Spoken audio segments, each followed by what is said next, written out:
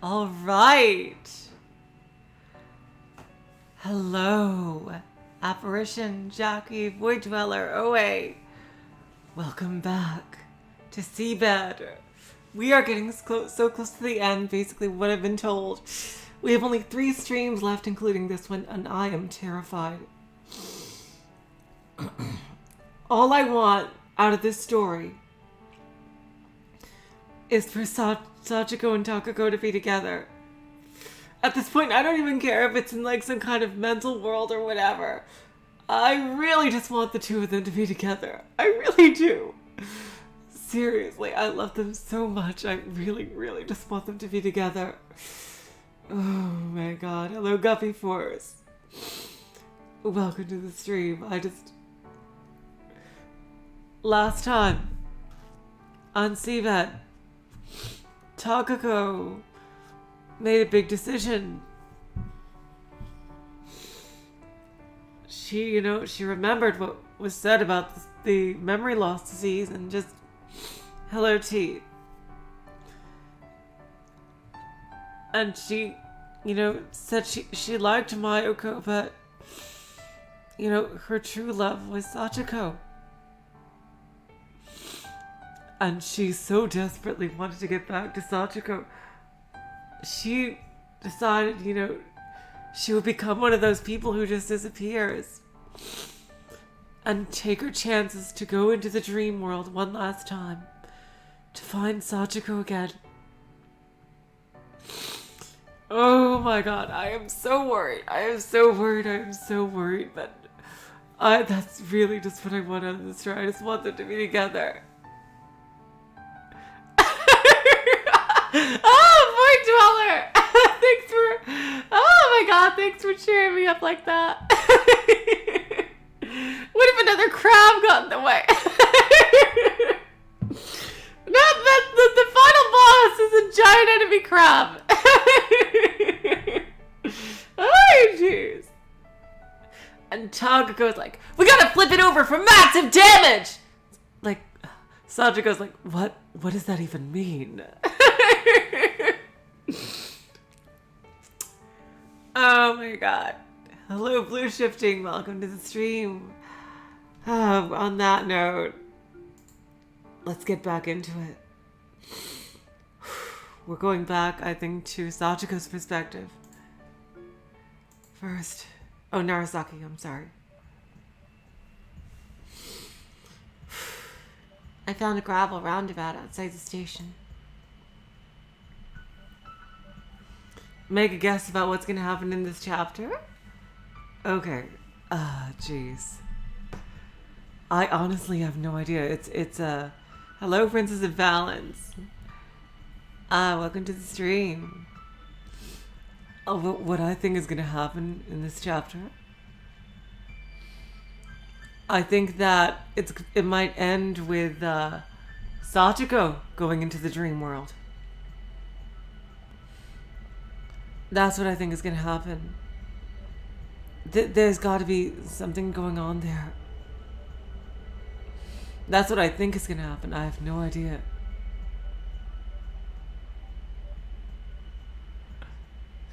Alright, let's get back to the story. At its corner, there was a parking lot with a 3-door car parked under a big tree with broad leaves. It was the car I used before coming here. The moss green car's form reminded me of a Civic from the 60s or 70s, but its front was more curved than it should have been.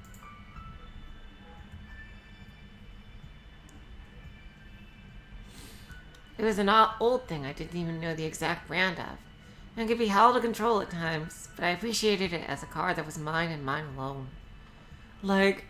I'm trying to reconcile this with the very strong indications that Narasaki is an alternate personality of Sachiko. But how would that even be true if she's just if she's in a completely different place than Sachiko? Damn, she's still in Sachiko's world. She's not even She hasn't even been in Takako's world. I think the tips showed that she started out in the Takako world line, but at some point switched over.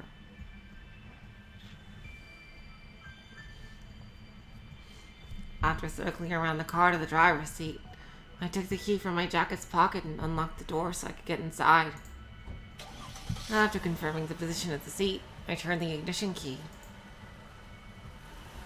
Feeling the vibration of the engine, I turned the wooden handle and stepped on the gas, proceeding to drive out of the rotary.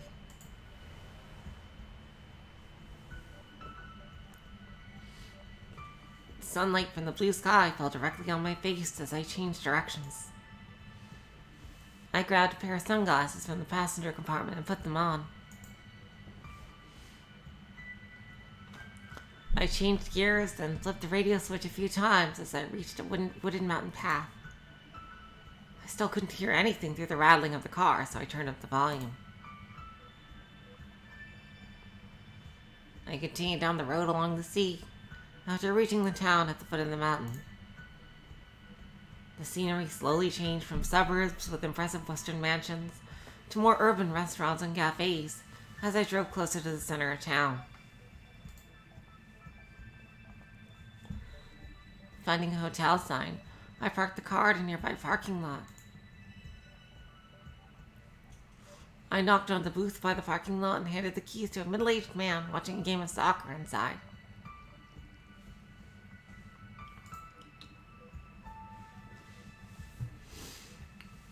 I spotted a park with a locomotive exhibit in the center. As I left the parking lot, a bunch of children were playing on its roof. I glanced at the hotel sign one more time, then continued down the shopping district through the park's southern exit.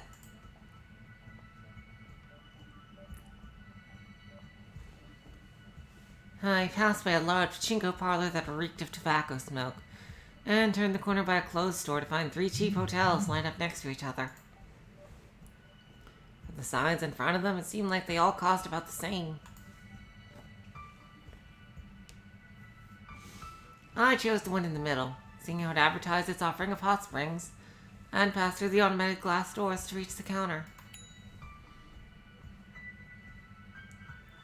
Moments after pushing the bell on the counter, a young man in a suit emerged from the door on the other side.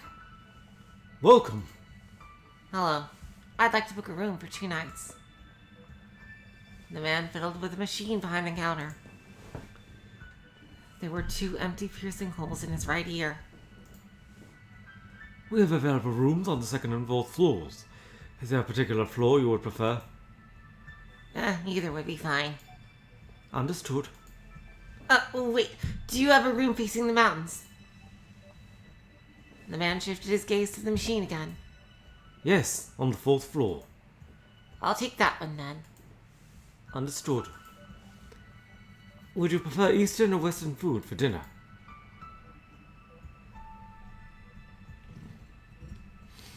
I glanced at the clock on the wall and saw that it was around 7.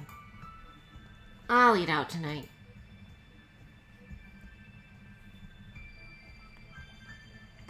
I took my wallet out and left all of my bags in the room before going to the shopping district. I continued down a road covered by a huge arched roof. That I just realized that's quite a broad category. Both of those. Like, that could be anything from dim sum to pad thai to natto on the eastern side, and like from western side it could be anything from fettuccine alfredo to steak to freaking stir fry. That is an extremely broad category. My God. I continued down a road covered by a huge arched roof. Through some of its glass panels, I could see the gray sky looming above. The store in front of me had the shutters down. There was a picture painted on it. A child in a straw hat holding an insect net was running around in a green field.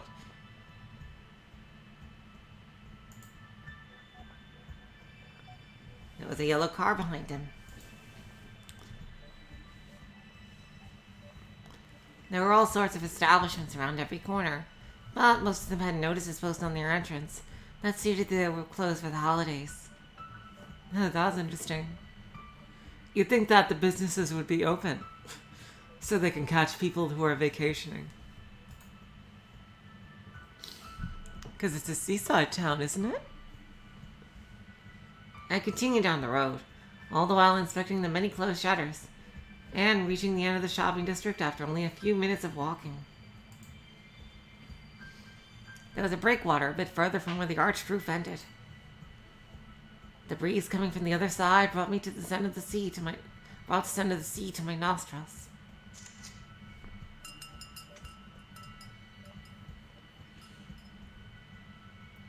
I looked around and entered a cafe at the edge of the shopping district.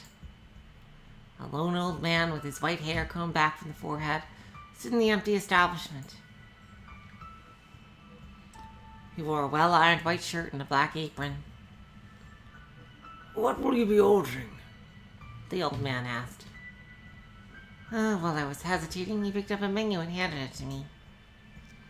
You can choose from original, American, espresso, Viennese, and ice. Do you call ice Recco in these parts? Oh, I'm guessing that's the old... Do you call ice Recco in these? No, that's gotta be her. Oh, the younger generation no longer does. I see. Would you like to order ice? One original, please. I once saw a waiter making coffee from an instant pack when I ordered ice at a cafe. Damn, that sucks. What the fuck? What the fuck? Oh my god, wow, what a ripoff. Jeez. At a cafe? Damn. I would never go to that place again. Are you fucking serious? At a cafe. A place literally named after serving coffee. Fucking hell. That was the last time I ever ordered it. Yeah, seriously.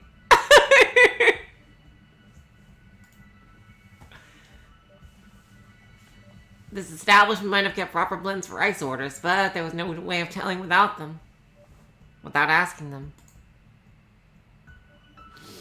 I could have inquired about the differences between preparing ice and original blends, but that would have made it awkward if I decided to order something else. Most of my acquaintances might have considered me a person who voiced whatever was on her mind without reservation. But I actually took deliberate care to think things through before speaking up. To say is an entire stream of Narasaki rambling about coffee. That would be hilarious.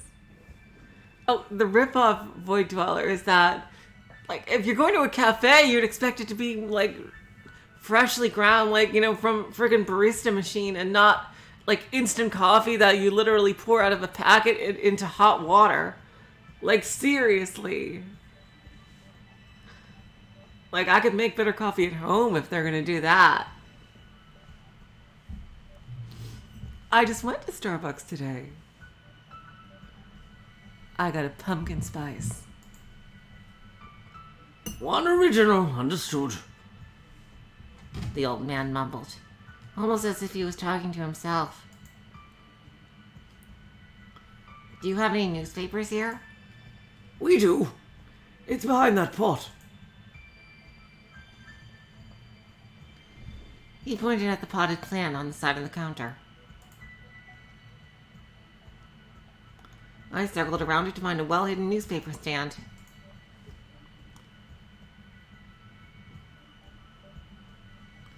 It had several newspapers of various dates, with the newest one being on top.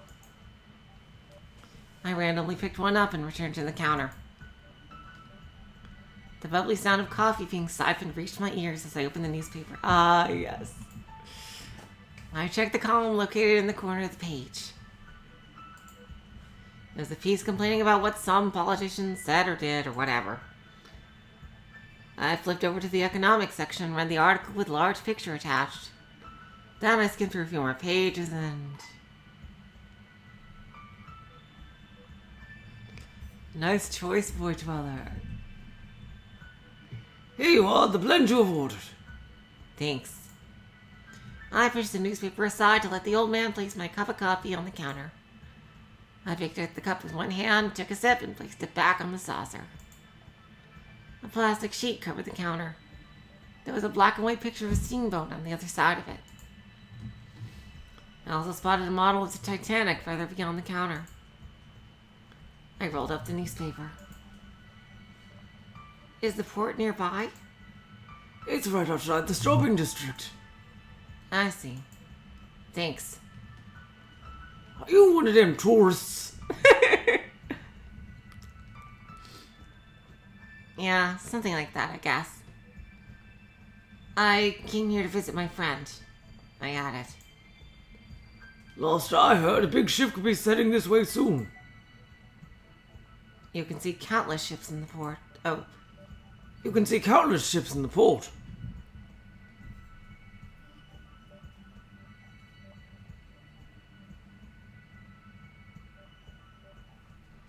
yep. That's what it'll do, Guppy Force. Yeah.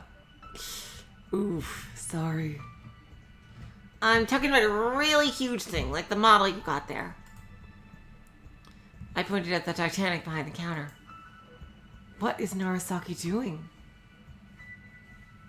It sounds like she has some kind of plan. The old man closed one of his eyes. You want to see a ship like that? Yeah, sure.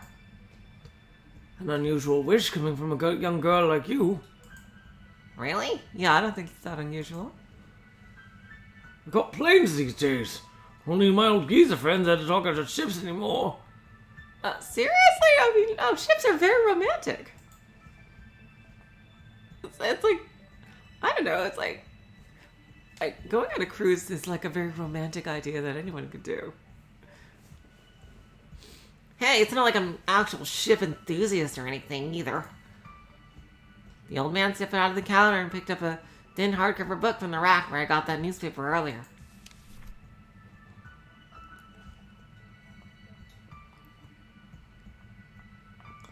He placed it on the counter and opened it up to a color picture depicting a ship. There are as many types of ships as there are birds. The book had different ship models on each page with articles on their history. Is she looking for the cruise ship that Sachiko was on? I wonder. A long boat with countless paddles sticking out of its walls like legs of a caterpillar. Then a ship with a thick mast and a huge sail casting a shadow on its deck. A ship with a chimney on top, with the smoke rising from it toward the sky.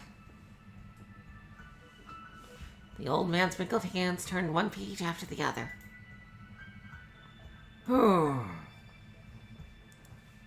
Ships have evolved with time, much like everything else, always striving for the most effective way to travel over water.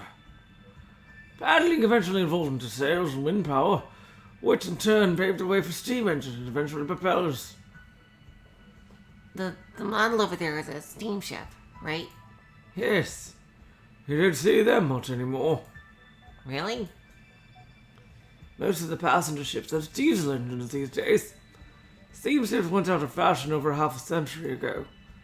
This 5-story floating hotel cruise is a diesel ship, for example. He pointed at one of the pictures in the book. It looks like a whole city floating on the water. We might not have castles in the skies just yet, but... Ah, jeez. With, Lupin the Third. But I guess we do have some on water.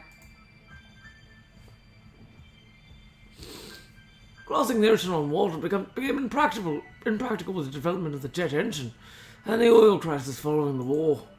Most of the passenger ships these days are cruises, where being on a ship is the main attraction, rather than reaching your destination. They have restaurants, bars, even movie theaters on board. I think I saw one of those on TV. Yes, one with a chimney sticking out is a steamship. Like Titanic. That's the most famous steamship, I suppose. It comes from the period right before the war, The very pinnacle of steamship history. Back in those days, they still made them with the intent to cross the ocean. Is this one with wheels also a steamship? I pointed at the picture of a ship with huge, funny-looking wheels. Oh, this one's called a paddle steamer, one of the earlier steamships. Perry's flagship, which came to Japan during the Perry expedition, was just like it. There are also some paddle steamers that have their turbines in the back, like this one. He flipped the page.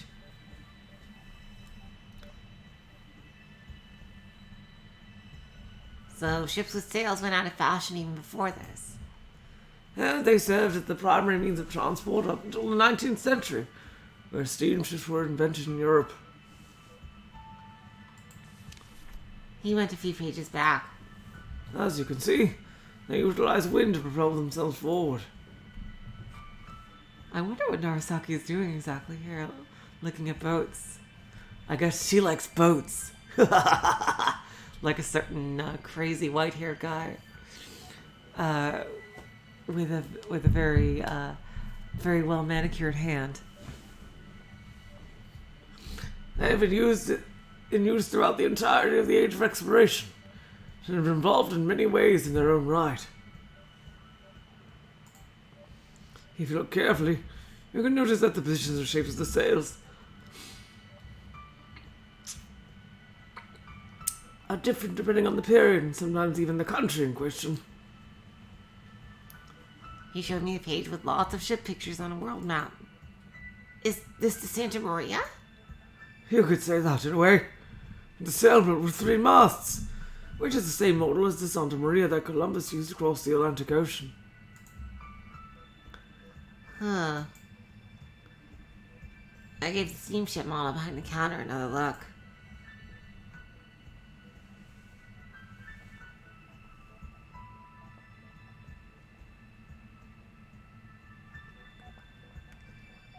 After finishing my light meal, I took out some change from the pocket of my jacket that I hanged on the backrest of the chair.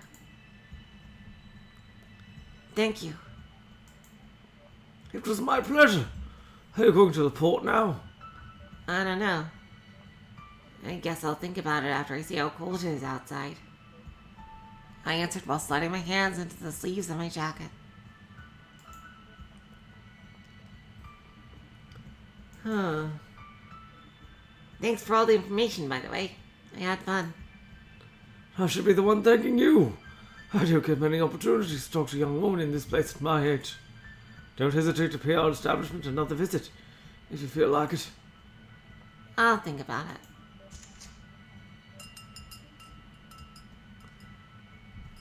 With that, I left the place and stepped out into the port of the shopping district. There are even more closed shutters now compared to when I entered the cafe. I thought about visiting the port, but then changed my mind and went straight to the hotel instead.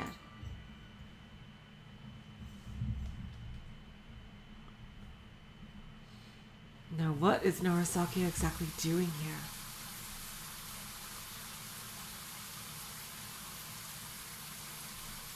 The shower I hoped wouldn't help wake me up felt like a tropical downpour even after the slightest turn of the candle. I promptly washed my sweat off, then wrapped myself in a towel. Freshly reinvigorated, I left the bathroom with steady steps and finished the can of beer I had left on the table. It tasted like warm, bitter water. As I closed my eyes, began wiping my hair with the towel resting on my shoulders. A blue light slowly extended along the inner side of my eyelids.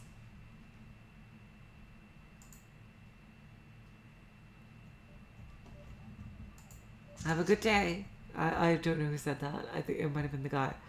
No, Void Dweller, he gave her good coffee. She was remembering that of another time. A cold gust of wind rattled the collar of my coat as I stepped out of the hotel.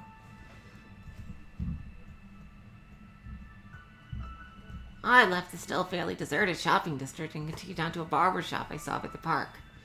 A young woman with glasses seemed to be in the process of opening the shutters and setting up the signboard of the establishment.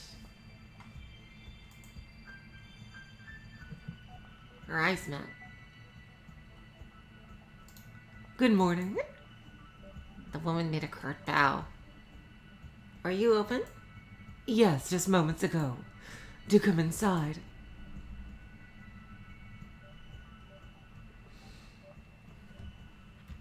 She opened the glass door with a tall pottery houseplant right next to it and urged me inside. There was only a single chair in the classical Western interior. I can hang your coat for you.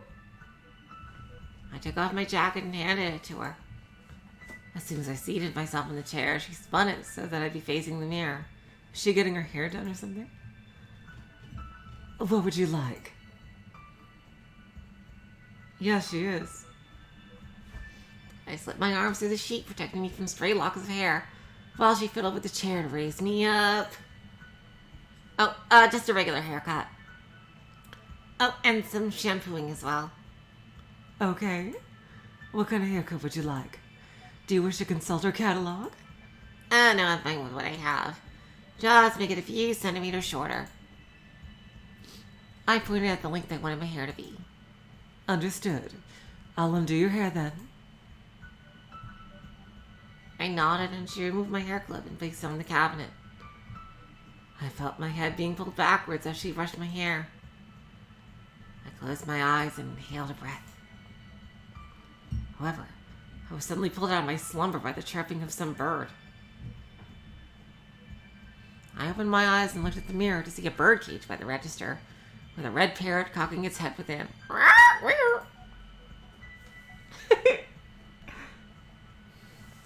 The barber sprinkled and brushed my hair with experienced motions. She was about to place the scissors against my head when her eyes met in the mirror. Oh, sorry. She made a few exaggerated blinks like a character from a Western cartoon. Is this how long you would like it? Yeah, that's about right.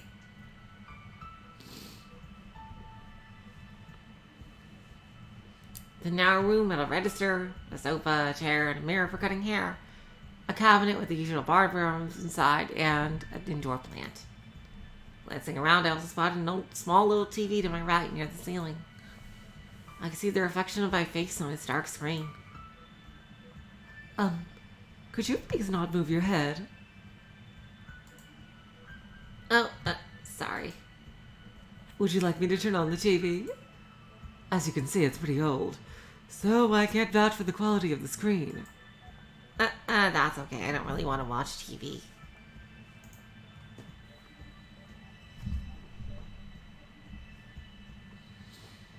I heard a sharp slicing sound, after which a lock of my hair fell onto my knees. You have nice hair. You think so? You must spend a lot of time maintaining it. I could feel the sheet on my shoulders getting heavier as my hair gradually piled up on it with each new slice from the barber's scissors. Do you come from the city? You can tell? I can more or less tell from the way you're dressed. That coat was brand new, wasn't it? And it's from a minor brand, too. You have find things like that around here. You're probably right. They said something along those lines in the store, I think. You're pretty knowledgeable about these things, aren't you? You could say it's a hobby of mine. Oh, do you work alone in this shop? Yes. I used to work at Harajuku. Oh, you're a Harajuku girl. Oh, cool. Whoa! Isn't that like the hotbed of the industry? The barber let out an embarrassed laugh. Well, things have changed. At one point, we had a barber boom of sorts and accepted lots of jobs. But most people these days seem to prefer cheaper options, located closer to their homes. As you might imagine, the whole thing kind of faded out over time. And now you're back here in the countryside. Yes. But I'm glad I made that choice. I get customers just because I have a reputation of having worked in a big city. I saved up some money during those days, so I had no problem establishing my own shop over here. Yeah, that sounds pretty nice. Where are you from? I'm from Kyushu, actually. I see. I've never been there myself. My hometown is famous for its hot springs. Oh, that sounds nice. We also had a port, not unlike this one, the one in town. This town. Huh.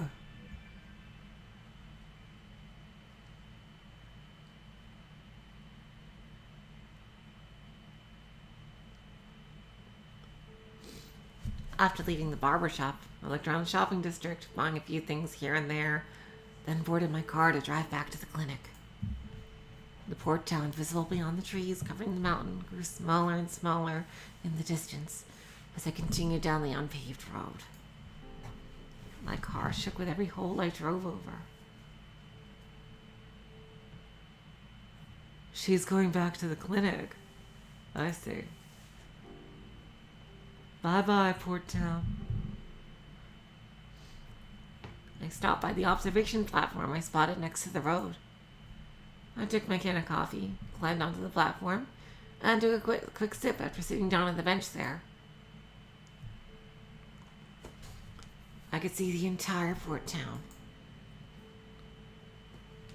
I took another sip while observing its architecture from the distance. I let out of breath and gave the scenery another scrutinizing look.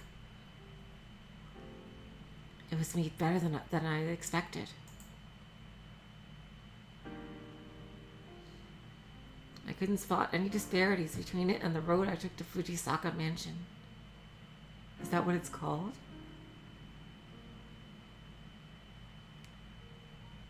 What does she mean by maid?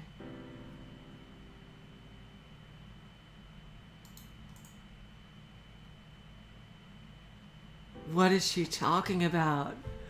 What the fuck is she talking about? There was not a single detail wrong with the town either. The shopping district's arch and sudden breakwater just outside it by the ferry boarding platform looked suspiciously like my hometown.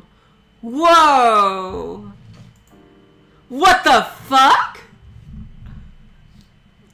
A certain phrase popped into my mind as I compared the two sides.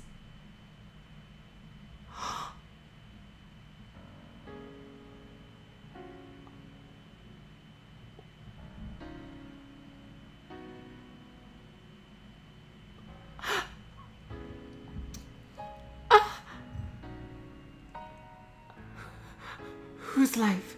Is it Sachiko or Takako's? Which one? A world slowly dying to preserve her life. Holy guacamole.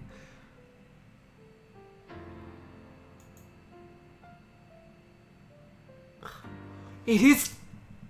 Oh my god! Holy schnapps! Oh my god! Sachiko said that Takako's imagination exceeded hers by a wide margin. However, I didn't feel that was true. She's inside... Is she inside a Takako world? Did she... Oh my god. This is getting... Oh my god. I think I might have had Narasaki pegged wrong. Maybe she's trying to help both of them get back together. The world was slowly dying, but... Yeah, this dimension is going to collapse. Eventually. And if she wants to get everything back... But since Takako decided to go back, that must mean... Maybe that's why Takako was confined to the sanatorium, if this dimension was collapsing. Oh my god. Because, like, she didn't want her to move around. Did Narasaki do this? What are you, Narasaki?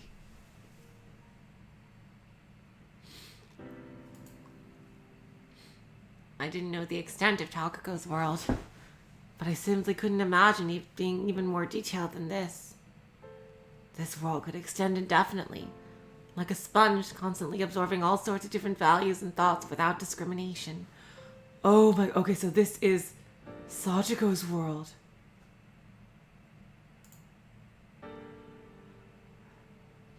Finish her job. What is her job? Who put her job? Who assigned her to this job? And that meant I could finish my job here without worries.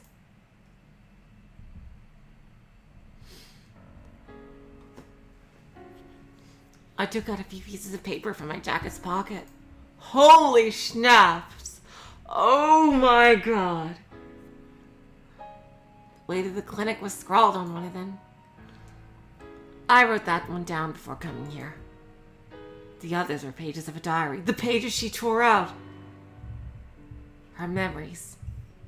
Memories I had to preserve. I imagined Sachiko sitting on the stool in the lobby. Okay, so... Yeah, I remember Jackie. I remember. I definitely remember that she ripped out those pages. Yeah. I saw a mansion through the leaves covering the mountain road. Oh, wow. Is this going how she found the mansion? Upon reaching the black iron fence, I passed through the red brick gates.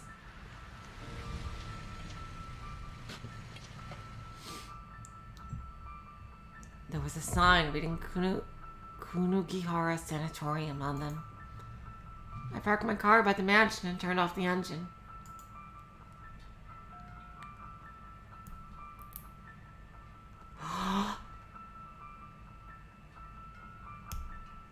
Is she going to find... Oh god, but Takako already left! Oh no. Takako already left!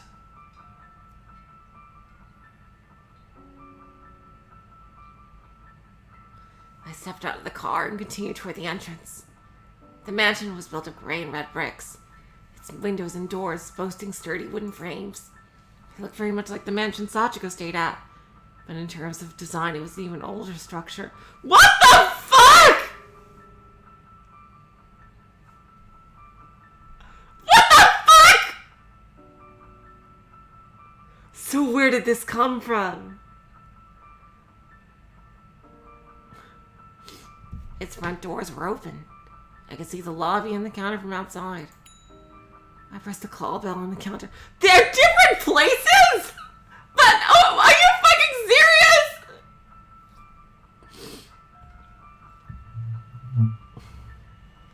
I pressed the call bell on the counter.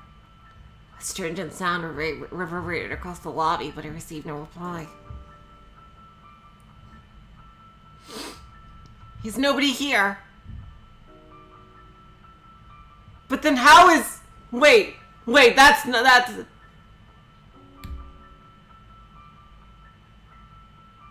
Wait.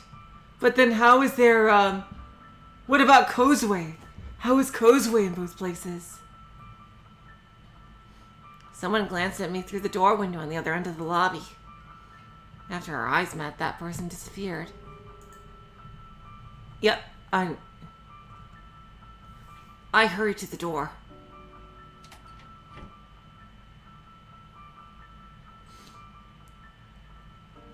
I opened it to find myself in the inner yard of the building.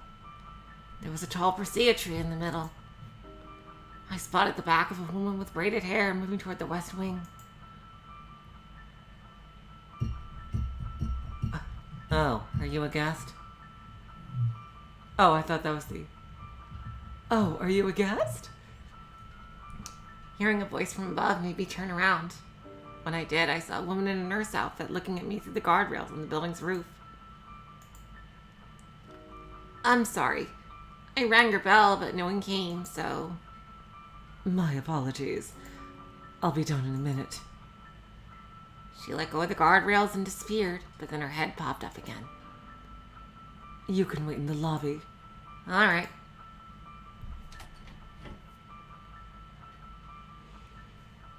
I returned to the lobby and checked the clock. It seemed to be around noon in winter.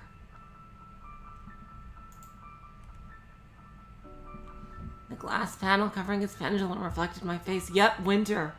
So we are definitely in Takako's world now. The glass panel covering its pendulum reflected my face. Wait a minute. Something happened. We still don't know what exactly happened to Takako. Was this whole alternate reality created to preserve Takako's life? To prevent her from dying? And is Narasaki like the guardian of this world or something? But it can't last forever.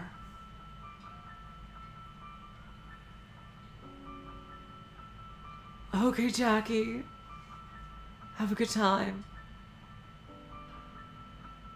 Is Narasaki like the guardian of this world? And it was created to preserve Takako's life. But Takako wants to get back to Sachiko. But... Interesting. I gotta find out what's going on. The glass panel covering its pendulum reflected my face. I fiddled with my bangs for a while. When I straightened my back, I felt a sharp pain in my neck. Ouch!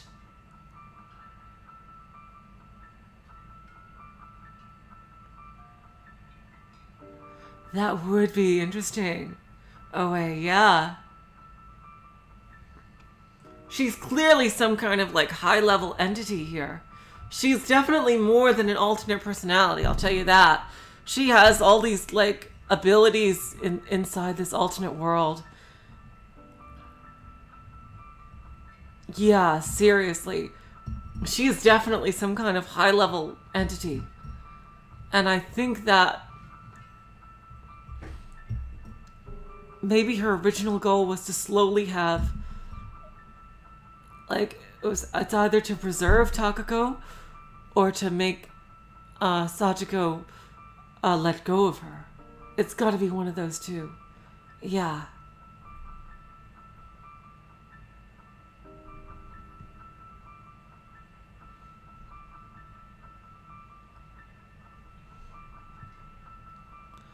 I just hope they can get Takako out of here. When I slid my hand underneath my scarf, I found a piece of hair sticking to my neck. Yep, there's Mayuko. Sorry to have kept you waiting. The young woman in the nurse outfit appeared in the lobby. Hello. Hello. I'm Koma Mayuko. I work here as a nurse. I'm Narasaki Hibiki. What brings you here? I came to visit a patient. Just one moment. The nurse, calling herself Mayuko, moved behind the counter and took out a form and a pen from the drawer. Please fill this out. The paper she placed on the counter had columns made for time periods and patient names. She brought a present. I placed the present I brought on my way here from the counter, then took the pen from her and filled out the form with the information she wanted. Mayuko took my form and read her eyes through it. Are you a friend or a family member? No, I was merely asked to check on her by our mutual acquaintance. And there was just a little something I bought. I lifted the paper bag I'd placed on the counter. I am on such edge right here. Oh my god, seriously. I am holding my breath. I see. Mayuko returned the form to its drawer and moved out of the counter. Follow me. I'll show you to a room. Is she still here or did she already leave? She probably left. Didn't she? And Narasaki's gonna be there when nobody's in the room. Oh my god. Takako must have already gone to the world between worlds. She passed by me and continued up the spiral staircase. The walls along the stairway were lined with small paintings. I peeked through a window on our way and spotted a camphor tree in the inner yard. It's uncanny. Mayuko stole a glance at me, probably curious as to why I was looking around so much. You have a pretty scenic place here. Deja vu. I made something up on the spot. It used to be the mansion of a rich family, before being turned into a sanatorium. Huh.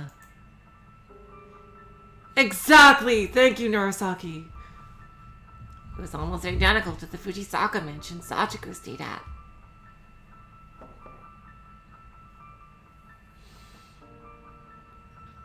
Mayuko stopped in front of one of the rooms and knocked on the door.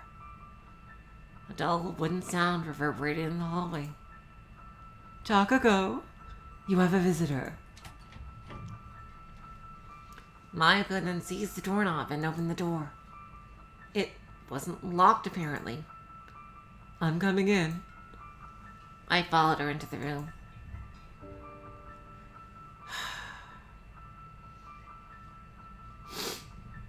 The room itself was surprisingly empty. It only had a bed and a single shelf. Takako didn't seem to be around, though, because she's not in this world anymore.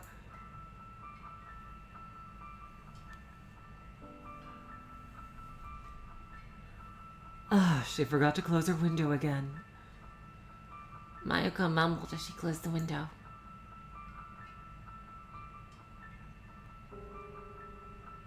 It doesn't look like she's around. Oh, it doesn't look like she's around. Yes, Can I wait here? of course. But we have other patients here, so I would kindly ask you not to wander outside, if possible. Don't worry, I'll read a book or something. Is she gonna see that Takako found the rest of the novel, found the rest of the diary? Mayuko began walking to the door. I'll tell her you're here if I manage to find her. I nodded. You should be able to find me in the lobby or the inner yard if there's anything you need. The door opposite the entrance leads to it. I'll keep that in mind. I'll be on my way then.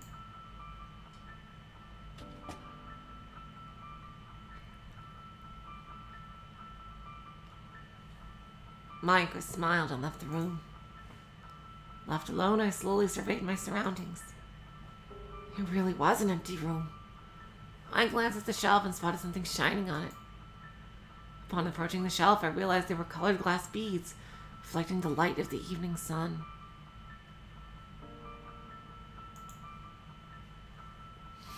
I shifted my gaze to the rest of the shelf. It was filled with books and notebooks. The notebooks were probably Takako's diaries.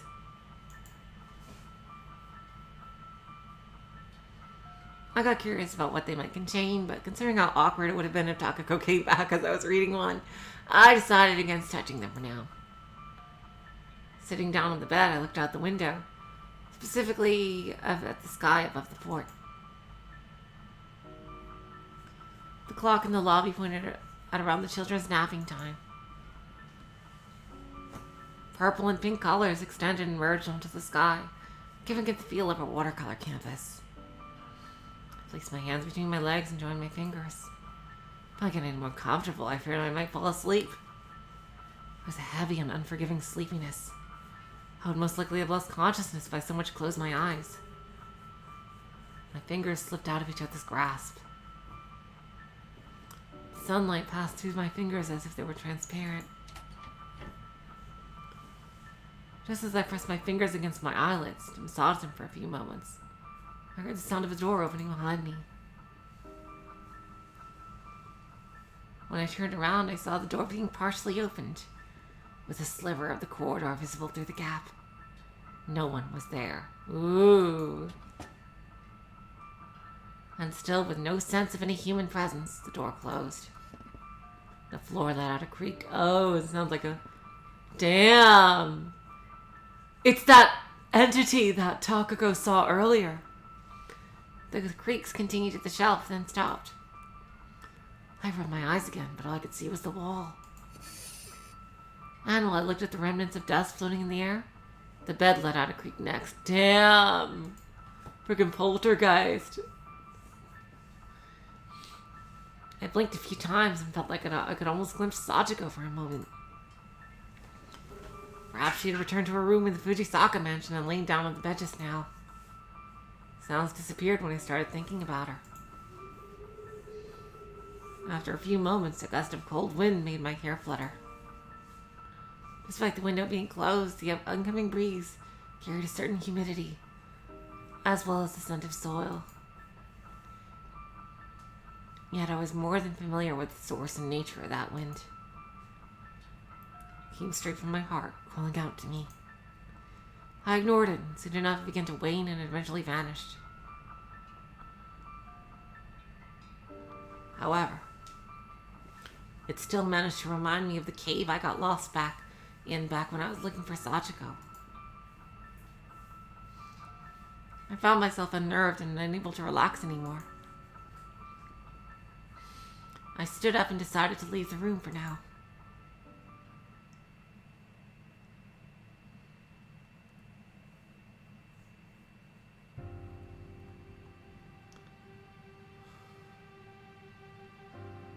I love this picture, seriously. How amazing does this look? If this is truly something that's like CGI generated, then that looks fantastic. It looks very realistic. The rays of the setting sun passed through the crown of the large tree in the inner yard, filling the corridor with a dim orange light. The chilly air I was exposed to in the room gave way with the scent of old wood, with remnants of warm dust floating in the air.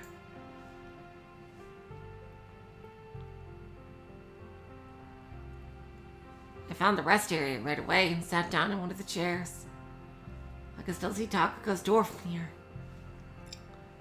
After spending some time reading, I spotted something move in the corner of my eye. Someone was walking down the opposing corridor I could see from the window. That person continued toward my location, their tied-up hair fluttering in the air. Is she still here? I waited for them to come while pretending to read. Eventually, a tall woman appeared on the other end of the corridor. She gave me a suspicious sidelong glance as she carefully tried to pass by me. "Hello," I said in greeting. She had no choice but to stop. She doesn't know what Takako looks like?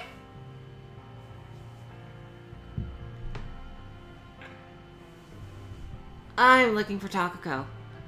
Oh, I get it. She doesn't want to let on that she knows her. She knows what she looks like. "You wouldn't know her, would you?" As I closed my book, she faced me with a bold look in her eyes. Rather than being wary of a sudden guest, she appeared curious, if anything. She was quite tall for a woman, boasting a height that would easily put her in the same league as professional sports winter models. Oh, Takako. Tall! I feel you. I feel your pain, Takako. Her facial features had yet to fully mature. I could easily recognize her as the same person I'd seen during my kindergarten days. She was carrying a plastic bag in one hand, no doubt having just returned from buying groceries. That's me. I see. My name's Narasaki. Actually, it's not the first time we've met, but I can see you don't remember me. I stood up from my chair. I could immediately tell she didn't recognize me. Well, it doesn't matter. I came to talk to you about the unusual illness you have. My illness. Takako shifted the plastic bag to her other hand and crossed her arms. I heard something akin to stones rustling inside it. I guess I'm not particularly busy. I nodded. That's right. I brought you something from the town. Do you like sweets? I handed her their paper bag with the confectionery box. Thanks. Of course I like sweets. Well, that's good to hear. To tell the truth, Sachiko had once told me that Takako was a big fan of sweet bean paste, especially enclosed in something crisp. You know, like wafers in the case of Monica. It's been a while since I came here, but it's my first time getting an actual visitor. It feels surprisingly nice. Is it going to be a long story? She asked. Well, that depends. In that case, let's go somewhere else. I can't even serve you tea here. Takako started down the corridor. I followed her, but we ended up passing her door and continued down the stairs. Isn't your room over there? My room doesn't have a chair. I see.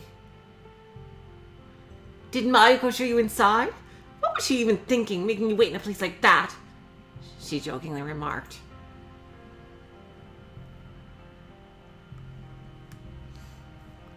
The night duty room is a Japanese-style room, so we can sit on the floor.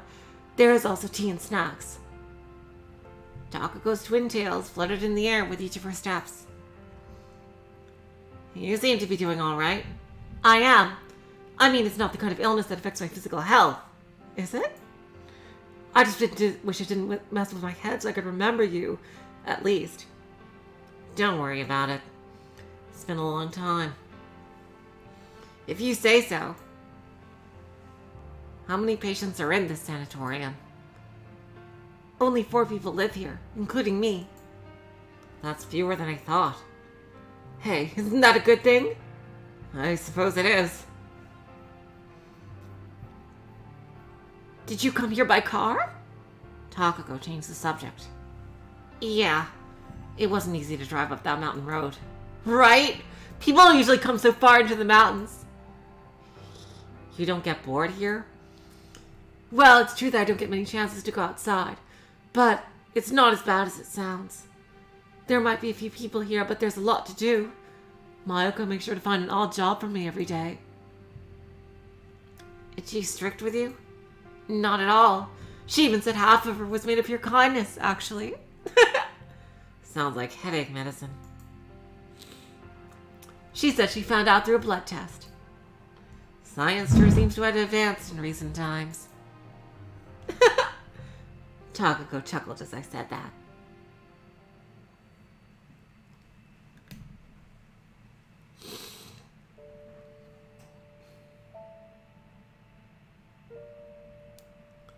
Here we go. As soon as we entered the night duty room, Takako turned on the heater, picked up 2 pillows lying next to it, and placed them at both ends of the small dining table. She dropped her bag on the table and promptly disappeared into the kitchen. I sat down on the pillow facing the kitchen and waited for her to make the tea. There was something shining in her bag. I stole a brief glance at its contents, finding a bunch of glass beads. Did she take this from the dream world? The little translucent stones sparkled in the evening sun.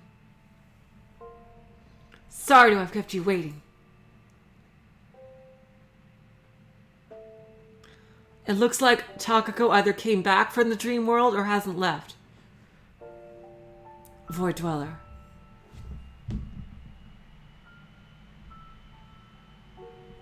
Sorry to have kept you waiting.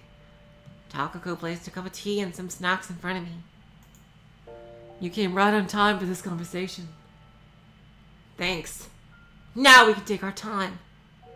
What's up with this bag? Oh, that was her. What's up with this bag? I pointed at the beads of glass in the bag. Oh, that's sea glass. Didn't you know? The beach is full of them. They're beautiful. Right? I was thinking of decorating my shelf with them. Want to take a look?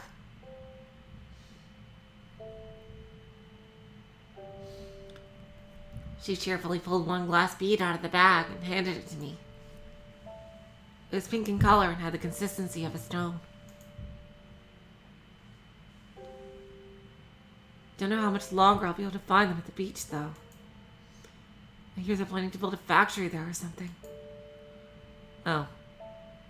I've heard about that from the people in town. They want to enlarge the port so large freighters could access it, right? Takako nodded. The old guy that told me about it belongs to the fishing union. Says he's going to live off the compensation he'll get from having to quit his business over this. Well, that sounds pretty sweet to me. Well, he's old, for one, and they usually give generous payouts to people who have to move away. I wonder if a mere compensation will be enough to last him a lifetime. I feel it'd be better for him to simply move to other fishing grounds or something. Apparently another union is using nets to fish for octopuses and prawns, and they don't want to make their area any smaller than it already is. Can't they fish together? He said it's impossible to fish where the nets are already set. There's this thing called a right of demarcated fishery that separates who can fish with whom, or whatever. I see. I wonder if there's really nothing you can do. It's only natural for cities to evolve in modern times. And sometimes you can't avoid making sacrifices in order to achieve that. You can't fight the times, huh? Said Takako while closing her eyes and nodding 3 times. I took a sip of her green tea. It had a very nice smell. The Monaca, I don't know how to pronounce it. It's either Monaca or Manaka. The Monaca I brought rested on a small plate in the middle of the table. Takako was busy chewing on one. This is good. Where'd you buy them? I don't remember the exact name, but it was some confectionery over the shopping district at the port town. Oh, I think I know which one. It's the shopping district that cable cars descend to, right? I think so, yes. Maybe I should ask Mayuko to buy me some next time. Takako finished her cup and filled it up with another serving of tea right away. I was thinking the same thing, oh wait. You said you had something to tell me about my illness. Are you a doctor, perhaps? More or less. What kind of doctor? Are you a freaking Time Lord? Jeez. I'm investigating the illness you have. What are you investigating exactly? Or that one, Void Dweller. Everything. From the symptoms and the cause of the treatment. And that's why you came here. Well, there's no other treatment facility for this illness in the country. Takako widened her eyes in surprise. I didn't know. Is that true? I nodded. Your system for managing the symptoms is currently functioning very well, so I imagine the staff here find no reason to explain the details to the patients. Takako seemed to freeze up in thought, but I continued talking. It's a very unusual disease.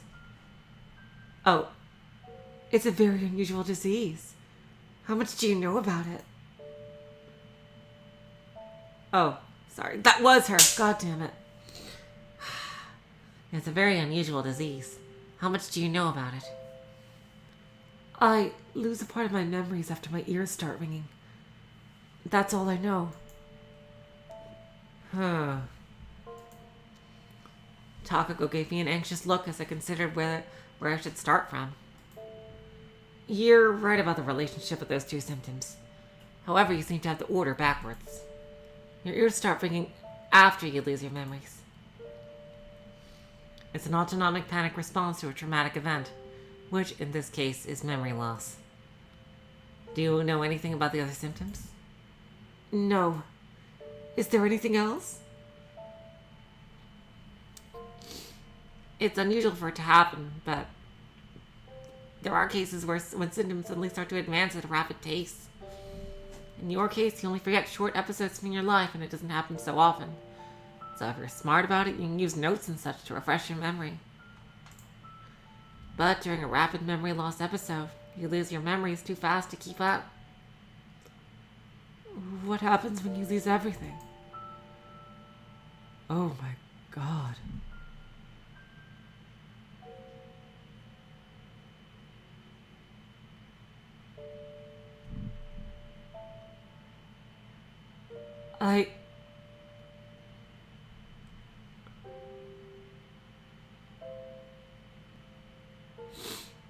That's gonna be a thing, isn't it? Somebody is somebody else because of this disease. What if Mayuko is Sachiko because of this? But she completely forgot who she was. 100%.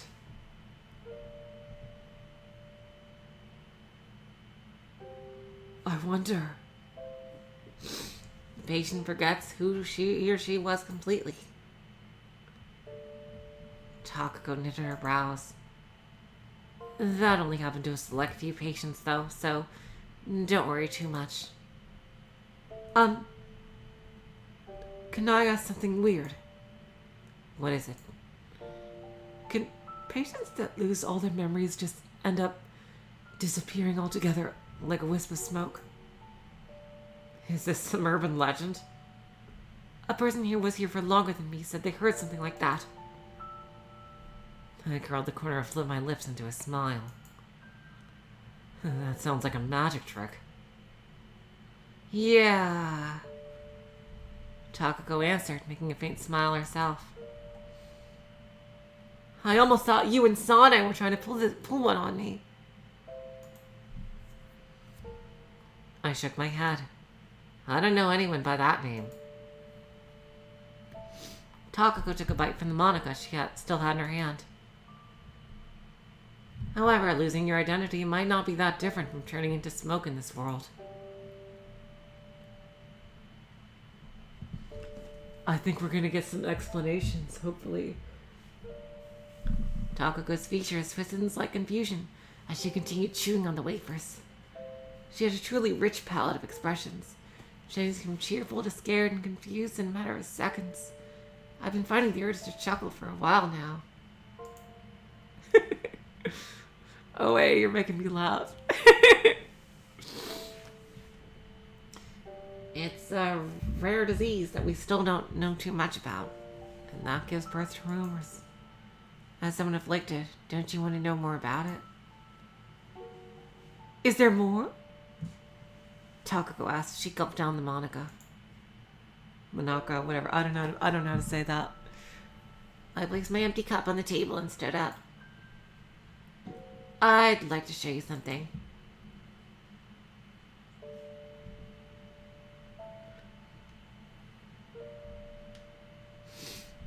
I looked back as I exited the night duty room to see Takako following me. I used to work at this place a long time ago. Here we go. Yep. Really? She made a pause and added, Did Mayuko know that? I shook my head.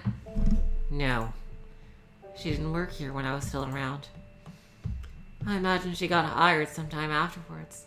So this is like a literal world that's been created. Like, it's not just like a hallucination or something like that it's literally like an actual world. Because there are things that they're not fully in control of that just seem to happen.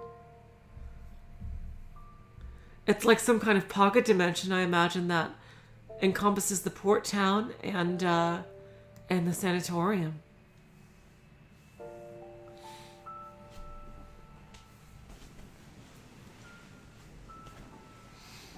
I continued down the corridor until we reached the furthest door on the first floor.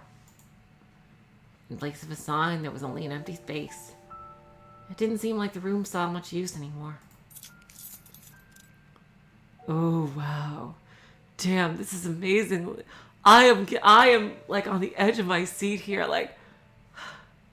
I fished out a keyring from my pocket and stuck one of those keys into the lock. The key made an audible clicking sound as I turned it.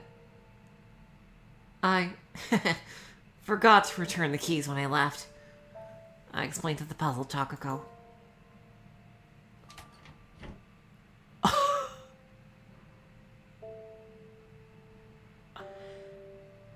I stepped through the door and into the familiar consultation room. I was a little worried considering all the changes the building underwent over the years, but it looks like my room remained more or less unchanged. This is incredibly mind-boggling. So, how did Sachiko get in here? My God.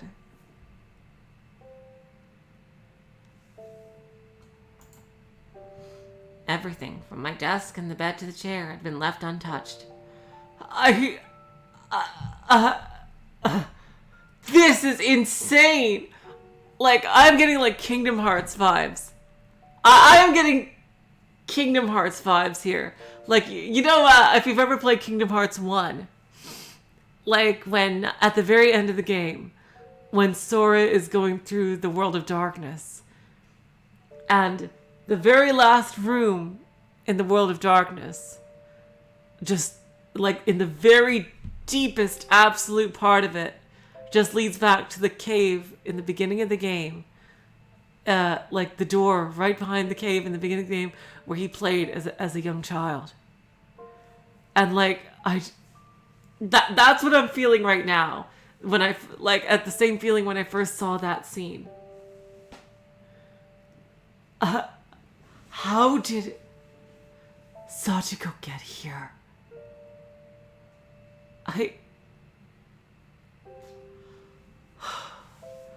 I think we're finally gonna get some explanations. Even my favorite coffee cup was still there. I couldn't spot any dust covering anything. All the medical records were still lying on the desk as I left them. It felt almost like the room was still in use.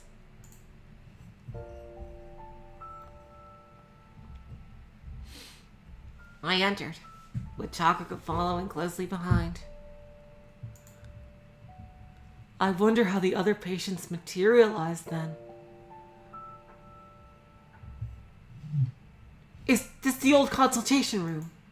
Yep. You don't seem to have a doctor here right now, but in the past, this is where we performed the examinations and such. This is insane. Takako looked around the room. I picked up one of the medical records while she investigated my shelf. Upon closer inspection, I realized that most of the pages were torn out. I turned to Takako. Takako had gone further into the room and was now looking at us into a silver bucket on the floor. It was full to the brim with gray ash. Yeah, this is definitely... Did someone have a bonfire in here? I wonder.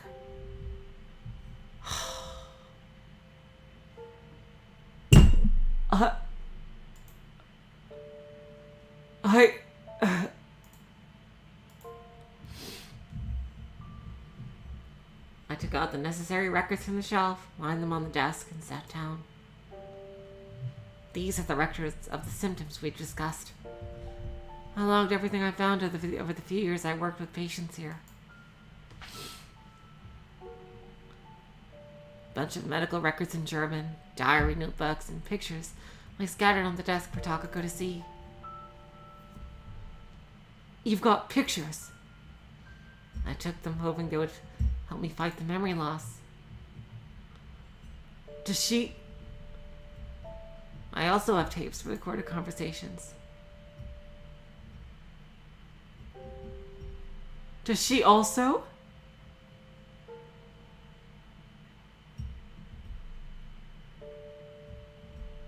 However, they didn't do much good in the end, as people are really conscious of their looks or voice and don't usually associate them with memories.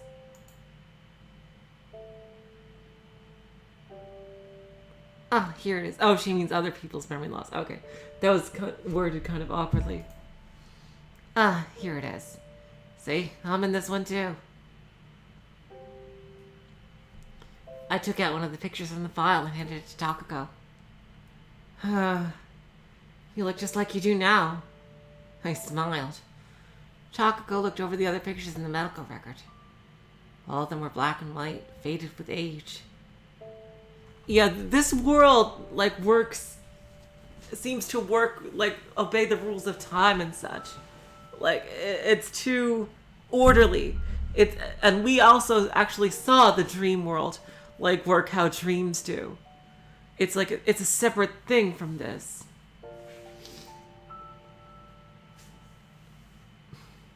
This is clearly like another dimension, wholesale.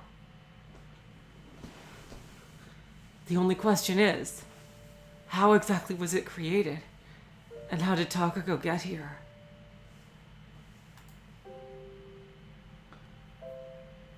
In some of them, I couldn't even recognize the patients anymore. Wait, does she have the memory loss as well? What is this one of?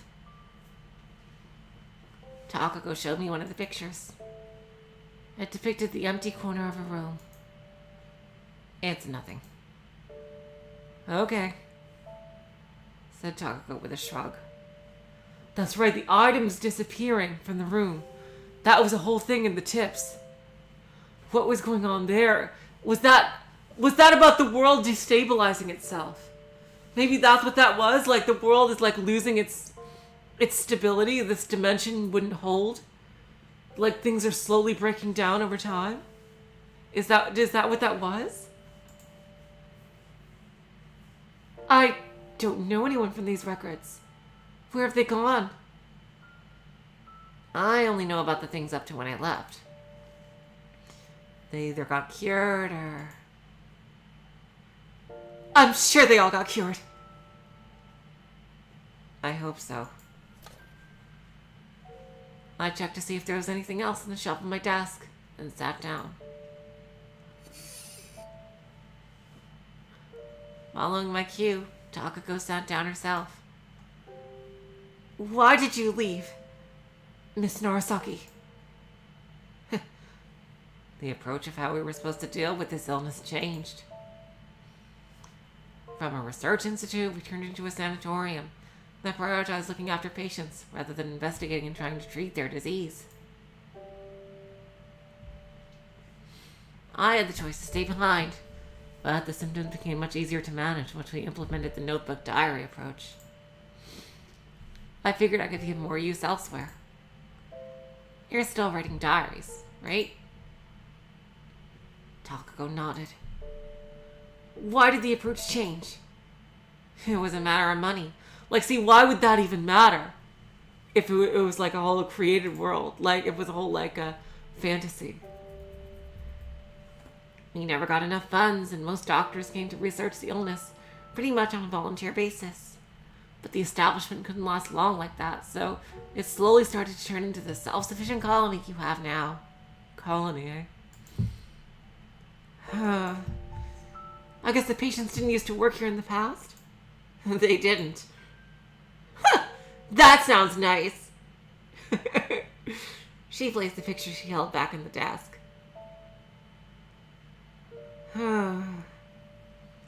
She looked around the room again. So, you were researching this illness in this room, right? I've been wondering about it for a while now, but why do people forget things to begin with? It's only natural to forget this and that sometimes. I know that, but I've read in a book that there's enough space in the human brain to store all information without forgetting anything. So I was wondering why it still happened. Yeah, the most prevalent theory states that all information does get stored in your brain and never really disappears for good. You just don't remember it. So how does that work, and why? There are many theories on the subject. For example, it might not be the passage of time that makes you forget things, but rather the act of forgetting actually makes you conscious of the passage of time. Besides, there might be lots of space in your brain, but there's only so much you can think about at any given time, right? Being able to remember everything all the time might prevent your head from functioning properly. Like if I asked you what you had for dinner, and then that evoked an image of every single dinner you've ever had in your life. That'd be pretty confusing, right? I guess so. And I imagine that would also negate the feeling of wanting to eat something you haven't had in ages. Yep, that about covers it. Takako pressed a finger against her lower lip. I shoved a hand in my pocket, realizing I still had the glass bead she handed to me earlier. I assume you can now accept that I've been researching this subject for a while now? Takako removed her finger from her lips and looked at at me as though I'd having suddenly realized something. Yeah. And you said you wanted to tell me something about my illness. To tell the truth, I came here to ask you for 2 favors. Favors? What do you mean? I want to try something on you. If it goes well, you might get cured. I'm scared. As long as it doesn't have anything to do with needles. Don't worry, it doesn't. It just needs a little dedication on your part, that's all. Huh? So what do I need to do? I just want to confirm one thing before we begin. Did you get my parcel? Huh? There had to be a parcel addressed to you. A hint of recognition lit up in Takako's eyes. Are you talking about the notebook? Yes, the notebook. Did you send it to me? Yes, that's the one. Is she gonna give her the last few pages? So you got it. Did you write it? She carefully asked. I shook my head. I know you have questions, but I myself have no idea who wrote that. What?! How could you possibly say that?!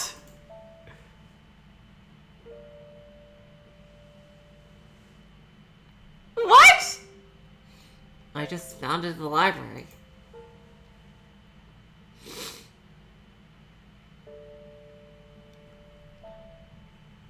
Are you lying? Is she lying to her? Takako, having unconsciously risen from her chair in the meantime, sank back into it. I see you've already read it. It was full of episodes from Sachiko's life and my own. Things that only the 2 of us would know. Did it pique your curiosity? Of course! Do you really not know anything about it?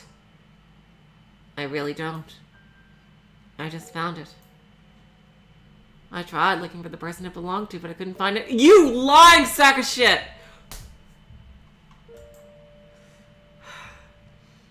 I'm sorry. It didn't seem like she was ready to give up, though. Silence descended on the consultation room for a while. Is there anything else you want to know? I asked. Then, why did you send it to me? She asked after a short pause. When I gave the diary a look, I realized it contained a lot of information about you. I figured it might help you with your memories.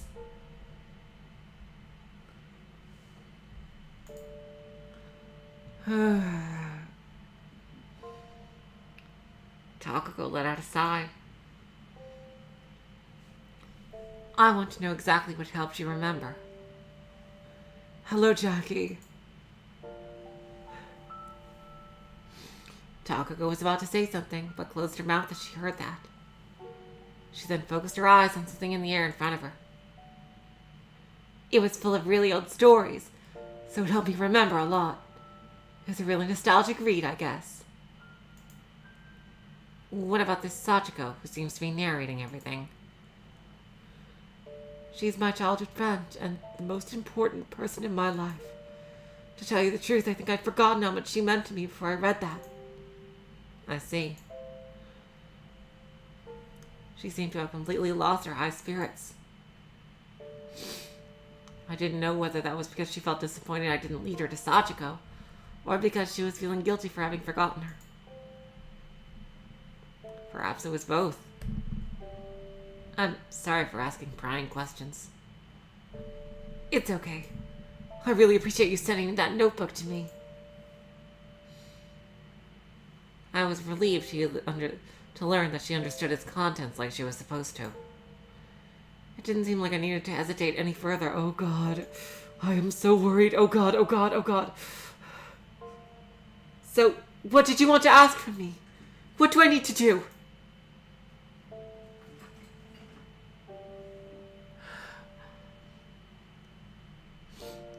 I want you to treat that notebook with care. and reread it from time to time.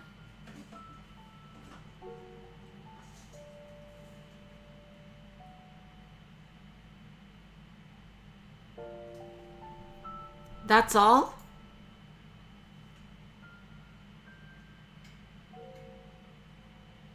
Yeah. Not too hard, is it?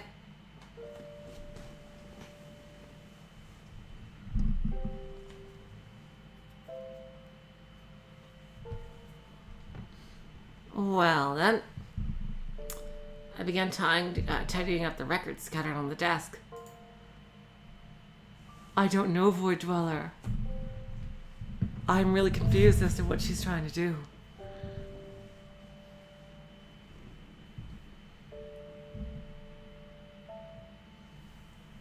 Takako tried to help, but being able to do much without knowing which files the papers and pictures belonged to, she soon gave up. Those weren't the tidiest records in the world to begin with, so it didn't take that long to throw them together by myself, in any case. Takako gazed absent-mindedly at my hands while I stuffed a medical record previously resting on the edge of the desk into my bag. It's just an old thing of mine. I accidentally left a couple of them here, I explained as I zipped up the bag.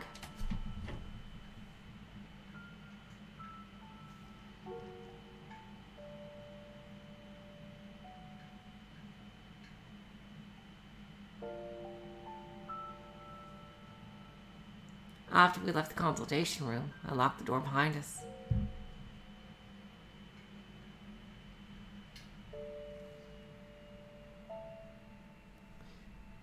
Who's saying this? I won't need this anymore. So will you return them for me? Oh, yes, the keys, yeah. I took out the bundle of keys and handed them to Takako. Should I give them to Mayuko? Yeah. Is that your other favor? Yep. No way. There's gotta be something more. Those keys might let her get somewhere else.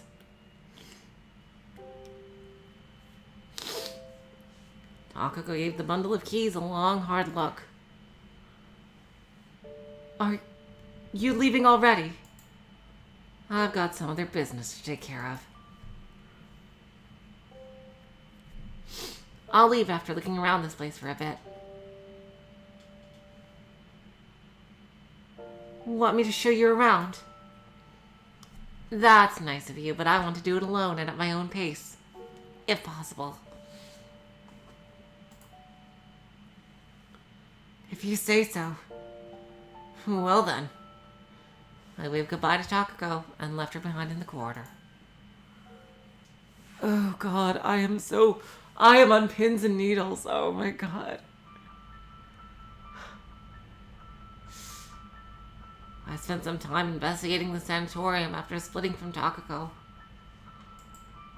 The nurse told me not to loiter about too much, so I decided not to go upstairs from the room I'd been shown to.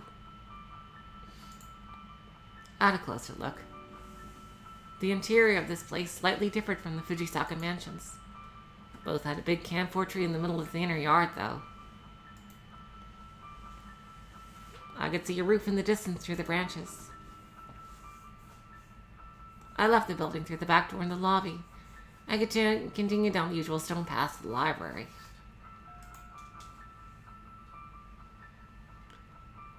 However, the door was locked. And I've already handed my keys to Takako, god damn it. Well, it wasn't like either Kozue or Lily would be here at any rate. That's where you're wrong, bucko! It seems not even Narasaki knows everything about this world.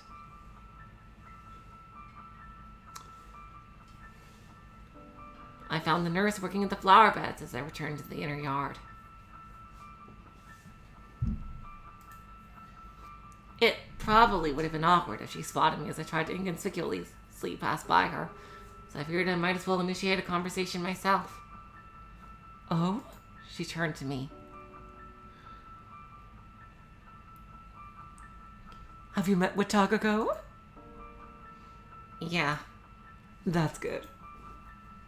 What are you doing here? I expected she'd ask that. I saw a roof in the distance from the second floor and got curious. Ah, the library. It's closed right now. I see. It's open during weekends and on holidays. You're more than welcome to drop by later if you want to see it from the inside. If I get the chance. The nurse Takako I called Mayuko made a gentle smile.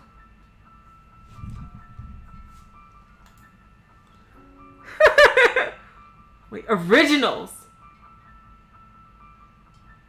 Her breasts were larger than the originals, but among all the people I've met here, she undoubtedly resembled Sachiko the most. Though her social anxiety made Sachiko show little emotion on her face, she was actually a very gentle person at heart. Those who understood that would have a hard time telling those two apart. Is something the matter? Mayuko asked. What the fuck? Oh, I just thought those flowers were pretty colorful for the season. What the fuck? Those are called primroses. They're winter flowers. I've never heard that name before. Is growing flowers a hobby of yours? Not really. The people at the flower shop recommended these after I told them I was looking for something colorful and easy to grow. I mean, it's kind of sad to see empty flower beds in winter, wouldn't you agree? You have a point there. Takako helped me plant these. Mayuko pointed at the flower beds that Takako likely helped her with. I see. What are your plans for the summer, though? I'll plant other flowers. I was considering morning glories this time around. Oh, that's a nostalgic name. I used to grow them back in school. Mayuko smiled. Takako said something like that too. Oh, Takako said something like that too. They always remind a person of school. Yeah. Speaking of which, Takako told me... Speaking of which, Takako told me a lot about you too, I said, changing the subject. Nothing too strange, though, I hope. No, nothing bad. She was simply telling me about our friends here. I'm glad to hear that.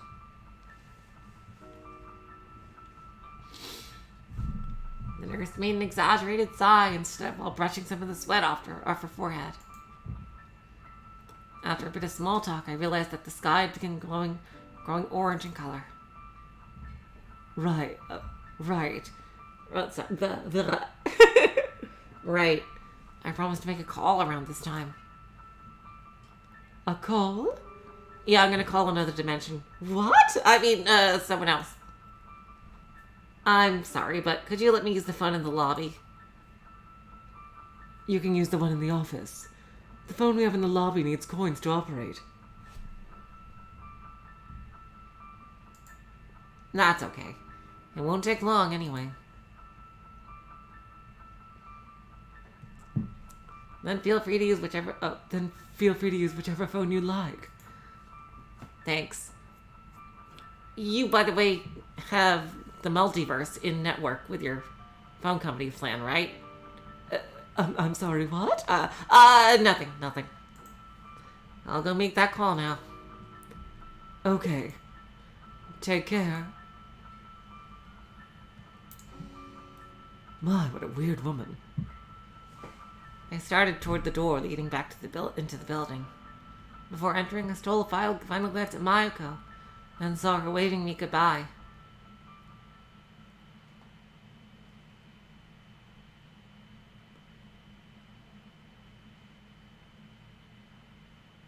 I checked the clock as I returned to the lobby. It was 6 o'clock. I wonder what she's gonna say when she meets Kozue here. Because she doesn't even think Kozue would be here.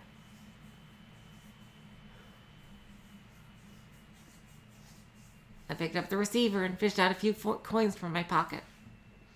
I placed them by the phone, leaving only one in my hand. I put it into the slit of the phone and rotated the dial.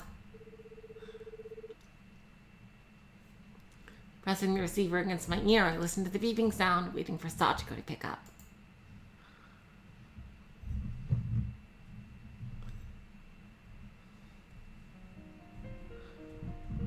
Oh my god, I am just... Oh god.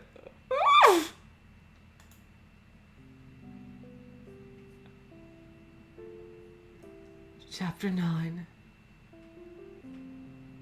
Return. Return! Oh my god. No. No. No. No. No, no, no, no, no, no, no, no, no. Fucking hell. No.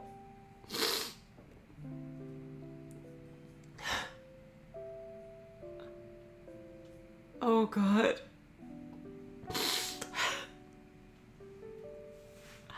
Return! The chapter is called Return, you guys! The chapter is called Return! Oh my god!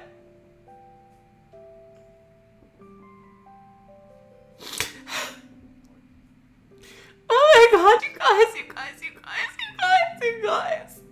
The chapter is called Return!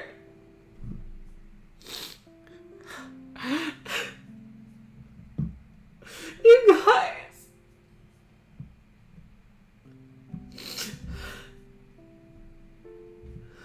Oh my god.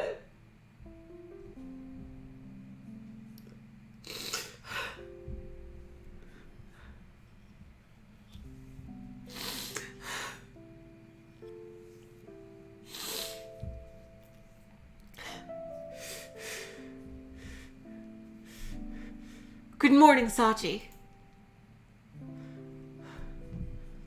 I felt like I heard Takako's voice.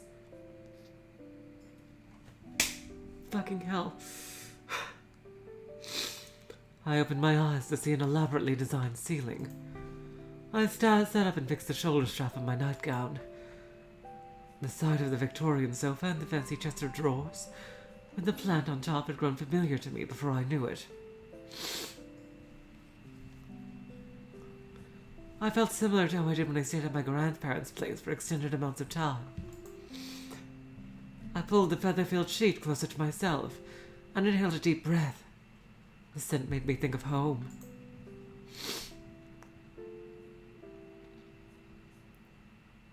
Nana left for her meeting right after breakfast. I myself returned to my room to get ready for hiking.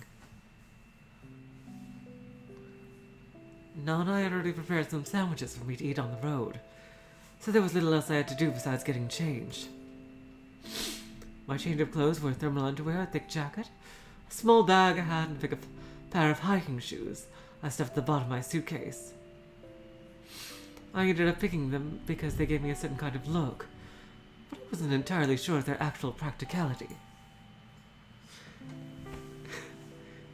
Of course, because hiking boots can look very stylish. If you have, like, certain types, like, boots can look really cute. I went outside as soon as I finished my preparations. The sky was crystal clear, just like Nana predicted yesterday. I took a deep breath, letting the scent of trees flood my nostrils.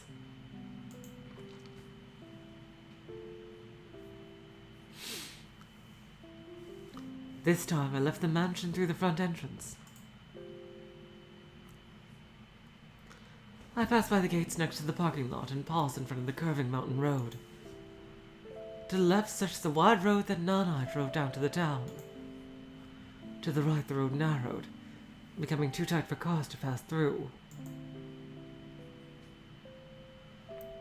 Nana told me to follow it if I wanted to go to the mountains. By the way, for people who've seen this before, I just realized I started a new chapter, and there's like not that much time left in the Is there a good stopping point soon, or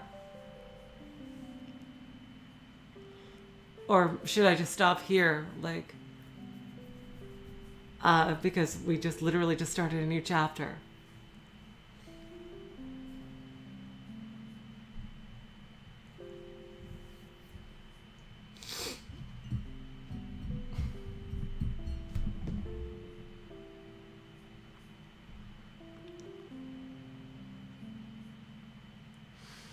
Oh my god, that chapter name gives me so much hope.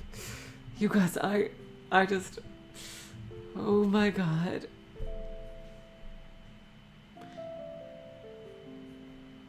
You would say anywhere works. Okay, on the next scene transition? Okay. Alright, thanks, apparition.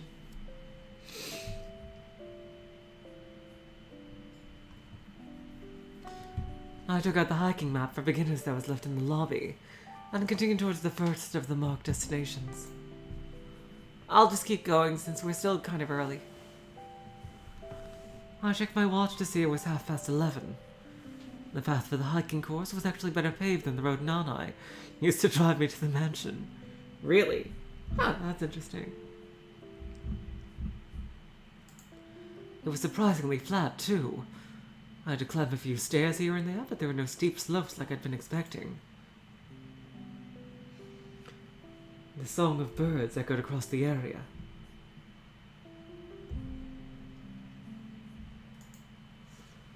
Whenever their chirping became somewhat louder, I'd pause and look for them in the tree branches or among the rocks.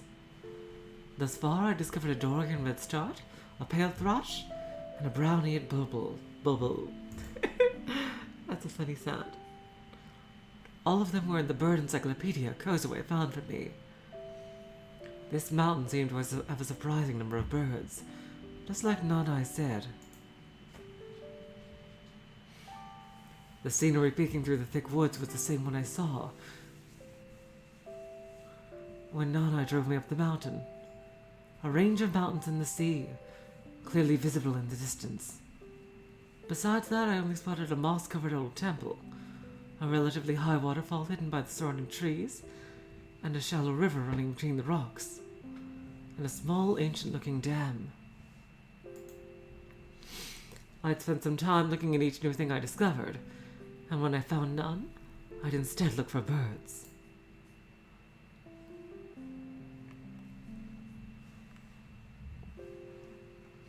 I reached my destination, the observation platform, by 12 o'clock. As I climbed up to it, the scenery of the southern sea extended before me into the distance. The land here curved from the east and continued to the other end of the sea. The green lands and the outer sea seemed almost like they went on forever, all the way to the very edge of the world under the already boundless blue sky. I sat down on the bench I found on the platform, placing my bag by my feet. I had a quick sip from the water bottle I kept in the bag's side pocket, then took out my sandwiches and began munching away on them. There was not a soul around. It might have been too early for the New Year's season, or perhaps the place was always this deserted. I honestly couldn't tell, but the fact remained that this area was completely deserted.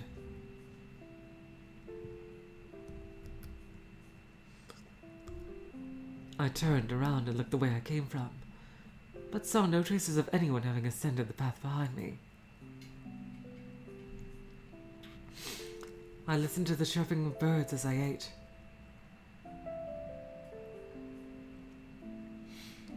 A bird landed on one of the tree branches above me. It was a species I'd already spotted before.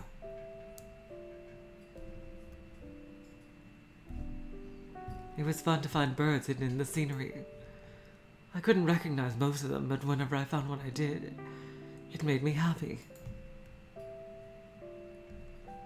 Birdwatching might have been a much more fun hobby than I thought. I wonder if I could make out the birds better if I had one of those binoculars. Wow, she's doing really well without any binoculars. And if I memorized the voices described in the book, I could probably spot and recognize way more species than I did now.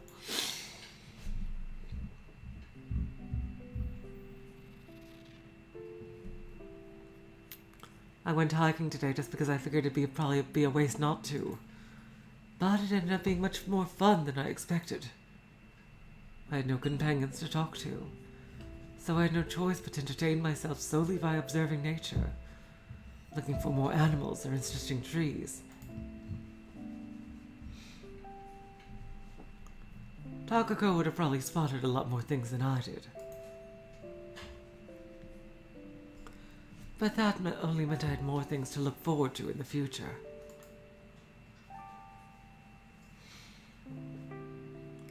I inhaled a breath and rose to my feet, my body feeling somewhat heavy. It was about time to start heading home.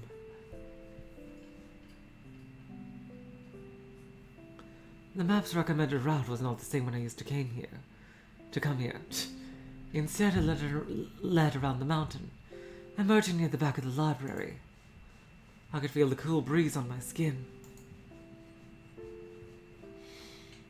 I descended the gentle slope, fighting against gravity's attempts to hasten my step.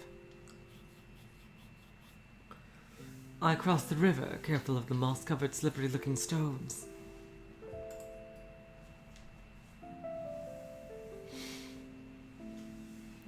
After a few more minutes on the path, I emerged onto a wide road.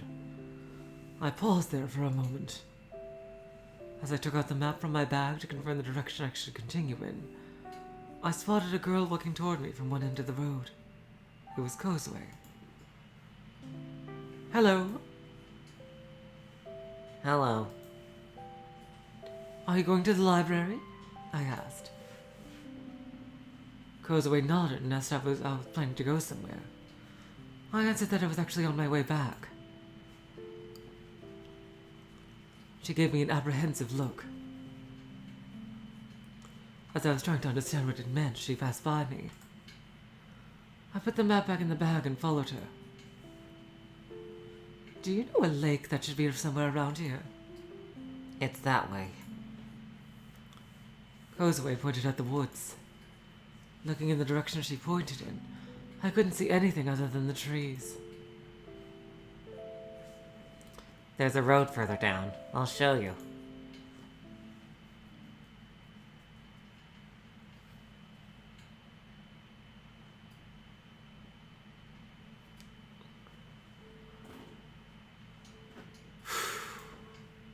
Okay. I think this probably is this the scene change that you were talking about, apparition?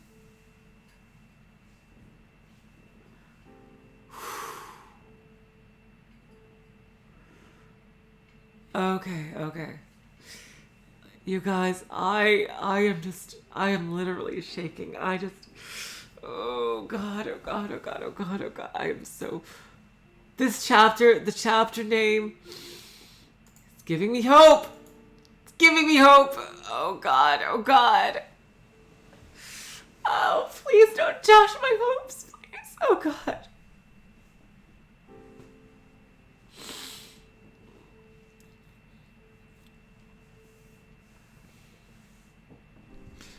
Oh my God. Oh my God.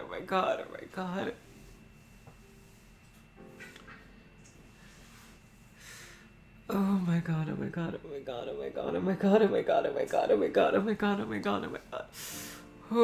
the return. Oh God. In 2 days we continue, which is very likely the penultimate episode of Seabed. I am not ready. Oh God.